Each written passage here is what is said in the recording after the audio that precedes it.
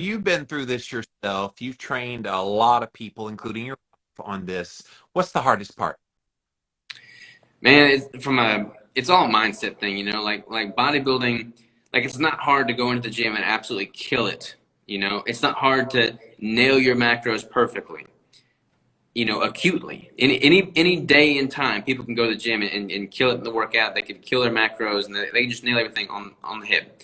But to do that consistently for 4 or 6 months at a time without fail, that's Yeah. where it becomes a mental sport. That's where it becomes an act of discipline. And that is where it becomes a challenge because 4 or 6 months worth of time is no walk in the park. I mean, people have their lives going on around them. Yeah. But to, be disciplined and be strict with what you're doing and why, and not leave anything to chance throughout that entire 5 or 6 month span that's where the impressive mental aspect comes into play. Yeah, and I mean that mental part is everything. Anything that's hard. I'm currently doing a daily ice bath challenge in 2022, Robert, where I'm purposely getting into the Morosco Forge, the one that Mike Mutzel is, that for 32 degrees Fahrenheit for 5. And Yeah, so that's hardcore. that's impressive.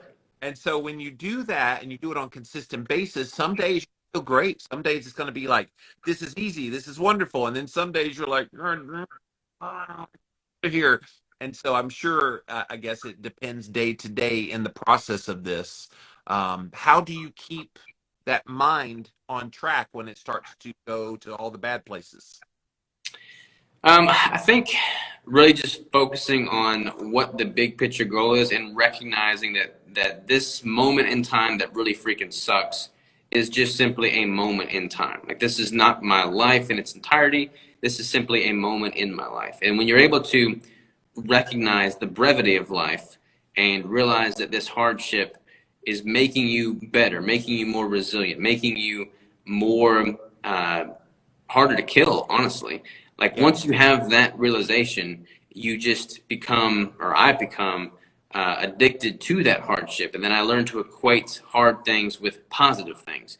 And for me, that allows me to muscle through mentally and physically those moments that make it seem like it's easy to quit. Well, what's been amazing to me just doing these ice baths, not near like preparing for a competition like you train your clients, but for me it's like I do something hard on purpose so that when the really hard stuff in life hits, you're kind of like, yeah, I got this, bruh. I've done hard things already. So it's Yeah. like building this certain kind of mental resilience. And I'm sure you've experienced this and Crystal, and it makes you great as a businessman. By the way, Keto Brick, go get some Keto Bricks, you guys. They're wonderful. And you just got all the flavors back in stock I saw the other day. So Yeah. go Yeah. ketobrick.com. That's it. That's it, man.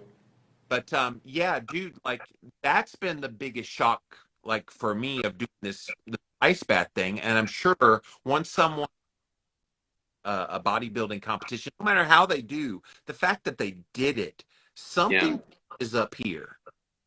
Yeah, totally. I mean, your perspective towards life and the hard things that you've done, I mean, that's going to be different for everybody. The hardest thing you've done is the hardest thing you've done. That may be a walk in the park to somebody that's done harder things. That may be like an insurmountable thing for someone that's done a pretty cush life. But for me, I always embrace these hardships. I try and seek them out. I mean, we live in an era in which most of us are not waking up wondering if we're going to make it through the end of the day or not. We don't have to go hunt for our food. I mean, we have a pretty plush lifestyle. So you have to almost seek out these hardships intentionally, bring That them into your life. These self-imposed hardships is what makes you grow. And for me, a bodybuilding competition prep is like a perfect embodiment of that hardship from a physical and a mental psychological standpoint. So I always come out of a prep much better for it.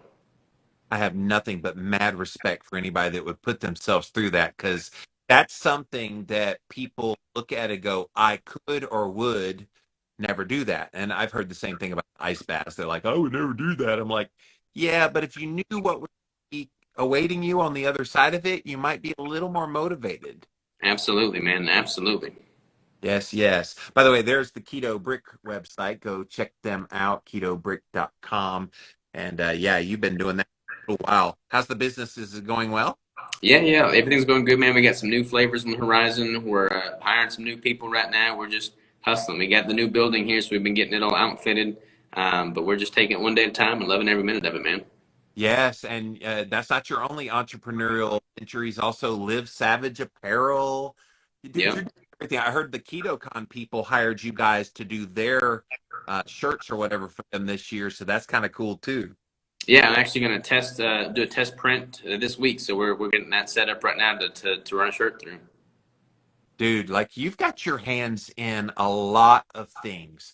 Yeah. And I mean, obviously a lot of that's stressful, and you still work out, you still spend time with your wife, you still got a new baby on the way. I saw the little stroller you were moving around and like racing it around Yeah. on camera Yeah. yesterday on your story. That was cool.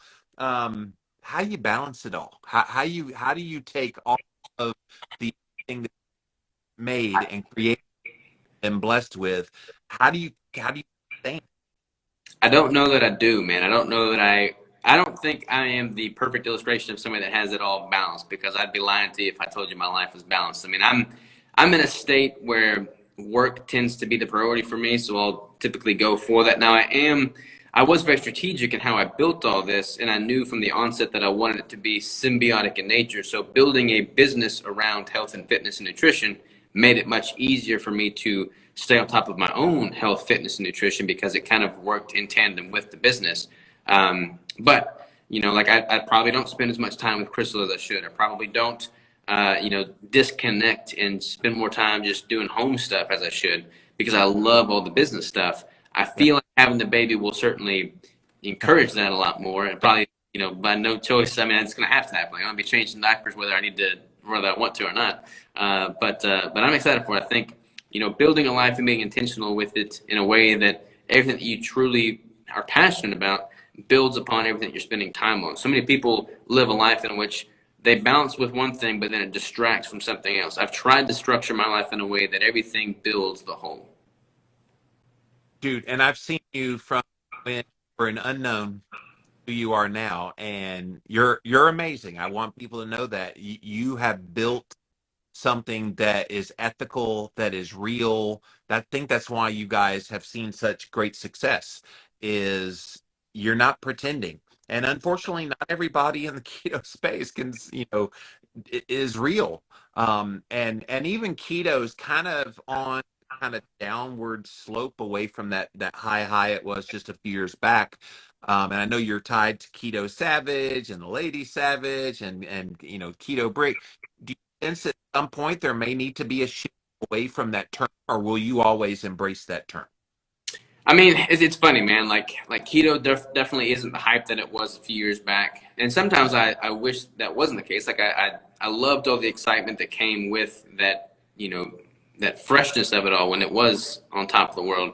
But for me, like keto is keto. Like you can rebrand it, you can throw a different word on it, you can call it whatever you want to call it. But at the end of the day, a ketogenic diet and lifestyle is a diet and lifestyle in which you're producing ketones, you're keto adapted, you're fat fueled. I mean, so it doesn't really make sense to try and change the wording, because it is what it is. Yeah. And it's the diet that I'm always going to be doing, because that's what I found to be the best for me, for Crystal, for everybody that I know. So it's like I don't feel a need to try and deviate from that. So I'll probably be, strict keto till the day I die. That said, I've got a lot of other things that are not so much nutrition related that I'm excited to build out, like the Live Savage brand, which is going to be a lot of homesteading stuff, a lot of parenting stuff, a lot of family stuff. So I'll build up that other stuff, but I'm not going to step away from keto by any means. You take supplements and wonder if they're doing anything for you? Specifically, do you know your mineral levels? Wouldn't it be great if you knew what you were absorbing, what you are not absorbing or have too little of, and what you have too much of? All of this seems very complicated, but it's really very simple. Thanks to our friends at Upgraded Formulas, they have a very special upgraded hair test kit, which will test your minerals minerals and other things in your hair, and you get a consultation with it as well to see exactly which minerals you are most deficient in. Upgraded Formulas has a stabilized nano minerals technology. I've been telling you about their magnesium that's been helping me with my sleep. Now they have a full line of products along with this upgraded hair test kit that you need to find out what your mineral content is. Again, upgradedformulas.com, and you can get 15% off of your entire order using the coupon code Jimmy at checkout. Upgraded Formulas. And by the way, when I created Living Keto Low Carb a million years ago, I was like, all right, it's generic enough, because I did the Atkins diet. I could have easily done something Atkins at the brand. Mm-hmm. Or, and people even like, you should change to paleo when paleo came around, and then you should change to keto. And I'm not going to be one of those people. It's my brand every couple of years. And so That's the thing, man. I totally get it. As a business and entrepreneur, I see the allure to being adaptable, being flexible, being nimble, and I appreciate that. That's a good trait to have. But there's a dichotomy that exists there, and what I think people are seeing a lot of right now is all these people that are just shifting and doing those 180-degree turns, so much so to the point that you don't really know what they stand for anymore. And I can't tell you how many people have reached out to me and sent me DMs and said, hey, look, man, your messaging has been consistent since the day I found you, and I appreciate that more than anything. Dude, when I wrote Keto Clarity 13, I was looking desperately for anybody talking about this from an educated standpoint. And on the back of the book, I put all these like names of people. And I look at these names today. You got Dom DiAgostino, he's still around. You got Maria Emmerich, she's still around. Ben Greenfield, he's still around. I mean, there's very few of these people that are still around. And then all these so-called experts that have come along since then, it's just like, don't be a Johnny come lately, and then once the trend is over, jump to the next one, because that's not integrity, if you ask me. Yeah, well, don't worry about that for me, man. I'll be saying pretty much the same thing I've been saying for the past 7 years, and I'll be doing it in another 7 years. So I'll be here to stay the long game for sure. Yeah, you've definitely lived by example. You lived savage with the Go. mess keto. That's the goal, man. That's the goal. So, what's some of the projects that you're working on? You said you've got some new, like the homestead. Let's get into that. What's some of that about? Yeah, so I mean, people know me for the bodybuilding and for the nutrition, and I love that. It's a huge part of my life. It's probably the single biggest part of my life.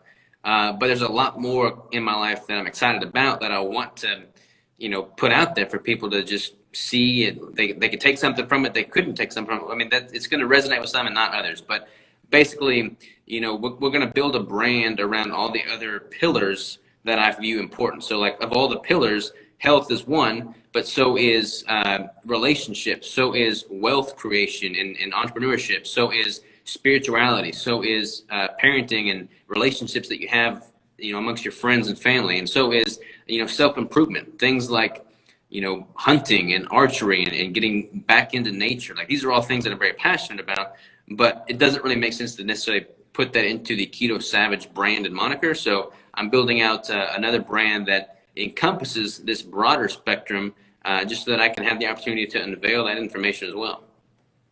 Dude, I love it. And I'm even doing similar in my own work. Look, I've talked about low carb diets for almost 2 decades. I'm kind of bored of it, honestly. I can talk till I'm blue in the face about it, but it's like, I've said my say. I don't really have anything else to say. So I've been talking more of like trauma and mindset types of things, and doing things like the ice baths and kind of outside the box. I feel like there's so many people, they want to peg you into what you are.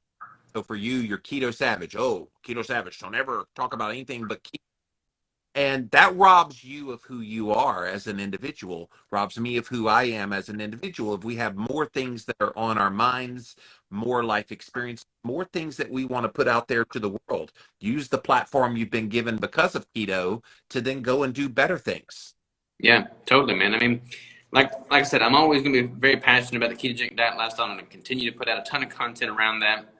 That's always going to be probably the main source of content, or at least in the interim for sure. But I mean, things as simple and seemingly trivial as how Crystal and I are going to to plant our garden and raise chickens and pigs and cow and I mean all that kind of stuff. Those are all things that I'm very interested in, like this homesteading vibe that I think is pretty symbiotic with the ketogenic diet and lifestyle, especially if you're going back to more of a primal, primitive, roots kind of standpoint with your nutrition. I feel like it kind of goes hand in hand.